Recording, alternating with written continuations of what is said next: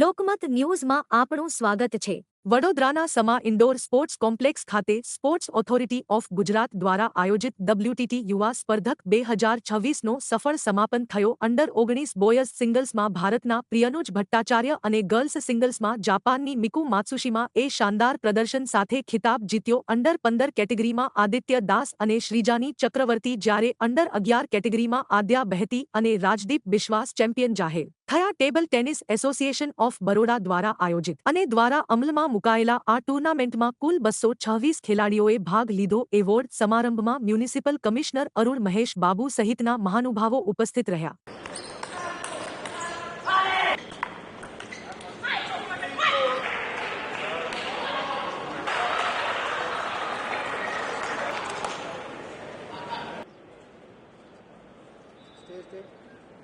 આજે વડોદરા માટે ગૌરવની વાત છે અને ગૌરવની દિવસ પણ છે। આપ જોઈ શકો છો કે આજે આપણા વડોદરાની સમા સ્પોર્ટ્સ કોમ્પ્લેક્સની આંગણે WTTનું વર્લ્ડ ચેમ્પિયનશિપનું જુનિયર્સ અને ફીડર્સનું આજે મેચેસની રમવાનું થયું છે અને લગભગ 12 કન્ટ્રીઝના લોકો અને ખેલાડીઓ અહીંયા પધાર્યા છે। જે ઇન્ટરનેશનલ લેવલનું ગેમ્સ અહીંયા આવવાનું શરૂ થઈ ગયું છે એ ખાસ કરીને વડોદરા માટે ગૌરવની વાત છે। I will congratulate Madam and Kalpeshbhai and entire team that you are successful in getting the games here. સાથે સાથ જે ઇન્ટરનેશનલ ક્વોલિટીના દરેક વસ્તુ not only games rules and regulation sports discipline sports professionalism umpiring આ બધા એક લેવલ અપ હોય છે। So I am really proud moment કે વડોદરામાં આ બધું થઈ રહ્યા છે અને મને કહેવામાં આવ્યું છે આ સેકન્ડ ટાઈમ અહીંયા વડોદરામાં થઈ રહ્યા છે ઇન્ટરનેશનલ ટુર્નામેન્ટ્સ અને ફીડર લેવલ અને સિનિયર્સનું પણ આવતીકાલથી શરૂ થનાર છે અને ફરીથી હું કહું છું કે 12 કન્ટ્રીઝના ખેલાડીઓ અહીંયા આવ્યા છે। આપ પણ જોયા છો કે countries like Korea and Japan and આવા કન્ટ્રીઝ અને ઇન્ડિયન પ્લેયર્સ પણ છે અને umpires are also all international rated umpires. So when Gujarat is gearing up for Commonwealth અને ફ્યુચરમાં મોટા ગેમ્સ માટે થઈ રહ્યા છે I am sure Vadodara is having its own place અને આવનારા દિવસોમાં જે સ્પોર્ટ્સ ઇન્ફ્રાસ્ટ્રક્ચર અને સ્પોર્ટ્સ ટેલેન્ટ હન્ટિંગ માટે કામગીરી થઈ રહ્યા છે Sports Authority of India sports Authority of Gujarat અને રાજ્ય સરકાર ભારત સરકાર અને સાથે સાથ માનીય વડાપ્રધાનશ્રીનું ફિટ ઇન્ડિયા મુવમેન્ટના ભાગરૂપે અલગ અલગ કાર્યક્રમો થઈ રહ્યા છે અને ખેલો ઇન્ડિયાની ભાગરૂપમાં પણ આ બધું ગેમ્સ થઈ રહ્યા છે। ગઈકાલે પણ આપ જોયા હતા કે ફિટ ઇન્ડિયાના સાયકલિસ્ટ 55th એડિશન વડોદરામાં થઈ છે। ટૂંક સમય પહેલાં સાંસદ ગેમ્સ પણ અહીંયા થયેલી છે and you are also aware કે અમે અલગ અલગ ટાઈમ પર બાસ્કેટબોલ્સ બેડમિન્ટન ટેબલ ટેનિસ બધા અહીંયા પ્રોત્સાહન આપી રહ્યા છે। I would like to thank the sponsors specially આપણને આ બધું કાર્યક્રમ અને આ આયોજન કરવા બદલ સ્પોન્સર્સનું બહુ મોટું મહત્વપૂર્ણ પહેલ રહી છે અને મીડિયા ઓલ્સો વડોદરાના મીડિયા ગુજરાતના મીડિયા અને international media is supporting us on a big way. This is a good message good platform. અમે આશા રાખીએ કે આવનારા દિવસોમાં ઇન્ટરનેશનલ લેવલના ક્વોલિટીના વધારે ગેમ્સ અને ઇવેન્ટ્સ અહીંયા થાય। I would extend my thanks to the entire coaching team entire organising team અને જે ખેલાડીઓ બહારથી આવ્યા છે એમને પણ વડોદરાનું આન બાન શાન અમે બતાવવું જોઈએ। અમારા પ્રોફેશનલ ડિસિપ્લિન પ્રોફેશનલ કોન્ડક્ટ અને પ્રોફેશનલ બિહેવિયરથી જ સારો મેસેજ બહાર જઈ શકે એટલે આશા રાખીએ કે આવનારા દિવસોમાં વડોદરા સ્પોર્ટ્સ મેપ ઉપર એક મોટું પહેલ લાવશે અને Vadodara will soon be on the international map in this games to come. See, it is too early to comment on such things. એ ભારત સરકાર અને ઇન્ટરનેશનલ ઓલિમ્પિક કમિટી નેશનલ લેવલનો નિર્ણયો છે આના માટે અમે કમેન્ટ ના કરવું જોઈએ ખરેખર બટ યસ સ્પોર્ટ્સ ઇન્ફ્રાસ્ટ્રક્ચર ઉપર અમે ઘણું બધું અત્યારે ફોકસ કરી રહ્યા છે। ટૂંકમાં કહીએ તો 4 new swimming pulls according addition to the present 3 swimming pulls આમાંથી એક સ્વિમિંગ પુલને પણ અપગ્રેડ કરવાની જરૂરિયાત છે એ પણ કરી રહ્યા છે। 4 ઇન્ટરનેશનલ લેવલ સ્વિમિંગ પુલ્સ લાવી રહ્યા છે। સાથે સાથ એક્ઝિસ્ટિંગ જે 3 સ્પોર્ટ્સ કોમ્પ્લેક્સ છે સમા અને માંજલપુરને પણ અમે અપગ્રેડ કરવા જઈ રહ્યા છે। સાથે સાથ અકોટાને પણ આખું રિનોવેશન કરવાના છે ત્યાં નવું સ્પોર્ટ્સ કોમ્પ્લેક્સ લાવી રહ્યા છે। ગોત્રીમાં નવા સ્પોર્ટ્સ કોમ્પ્લેક્સ આવી રહ્યા છે।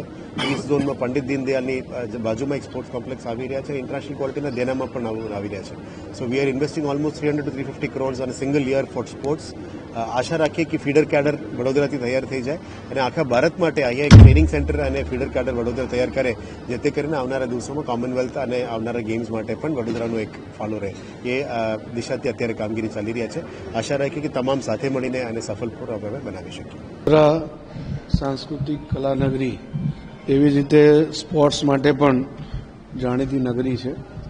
આજે વડોદરા ખાતે WTT દ્વારા એક ટુર્નામેન્ટનું આયોજન થયું છે, જેમાં ઇન્ટરનેશનલ કક્ષાની આ ટુર્નામેન્ટમાં લગભગ 9થી વધુ દેશોમાંથી 300થી વધુ ખેલાડીઓ આ પૂરી ટુર્નામેન્ટમાં ભાગ લેવા માટે આવ્યા છે, વડોદરાના મહેમાન બન્યા છે.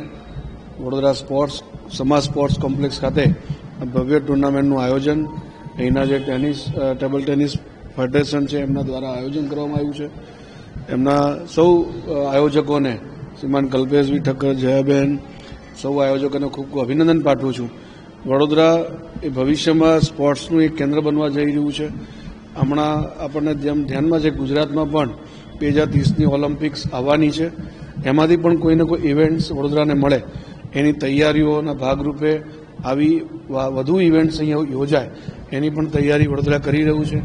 ભવિષ્યમાં ખૂબ મોટું સ્પોર્ટ્સ કોમ્પ્લેક્સ જેમાં મલ્ટિપલ સ્પોર્ટ્સ થાય એવી યોજના પણ ગુજરાત સરકાર, ભારત સરકારના માધ્યમથી આ વડોદરા ખાતે થવા જઈ રહ્યું છે, જેની અત્યારે જમીનની શોધ ચાલી રહી છે.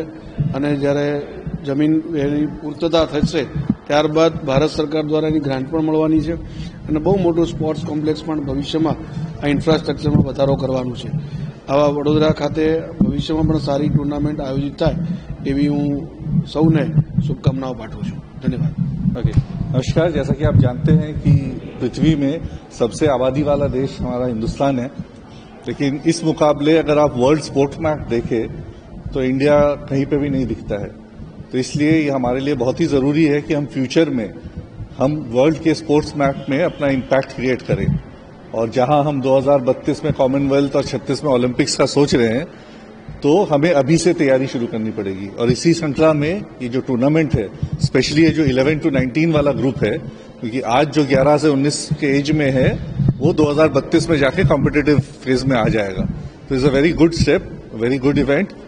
और इससे हमारे देश विदेश से जब प्रतियोगी आते हैं तो हमारे यहाँ के जो कैंडिडेट्स हैं, यहाँ के जो प्लेयर्स हैं, उनको इंटरनेशनल एक्सपोजर मिलता है, उनको पता चल जाता है कि दुनिया में किस स्तर का गेमिंग चल रहा है एंड वो उसी हिसाब से प्रिपेयर करते हैं. तो मैं आयोजकों को धन्यवाद जताता हूँ. एंड एज अ कॉर्पोरेट हमारी कंपनी हमेशा स्पोर्ट्स के सपोर्ट में रही है. हम लोग कई स्पोर्ट्समैन को अपने रोल्स में रखते हैं, कई इवेंट्स को स्पॉन्सर करते हैं. तो we hope to continue doing that.